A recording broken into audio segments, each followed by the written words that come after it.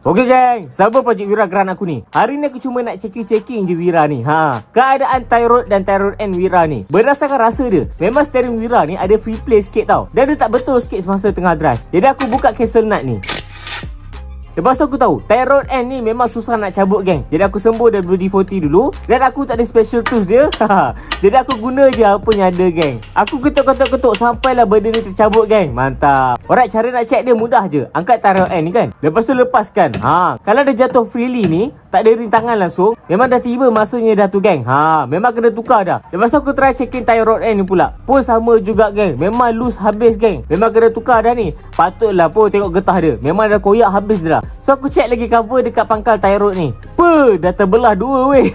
Okay, ni confirm dah kena tukar ni geng. Okay, tadi aku check belah kanan. Jom check belah kiri pula. Okay, belah kiri ni dia tak guna castle nut. Mungkin owner sebelum ni dah tukar dah. Okay, macam biasa sebut WD-40 dulu. Dah ketuk-ketuk sampai terkeluar. Okey, yang belah kiri ni dia ada rasa rintangan sikit, tapi kira loose lah ni. Jadi betul lah yang sebelah kanan ni memang pernah tukar yang paling terbaru kan. Dia ada punya tie rod end ni pun rasa ketat sikit lah, tapi ni kira boleh tukar juga ni. Getah dia pula okey, dah terbelah dua juga.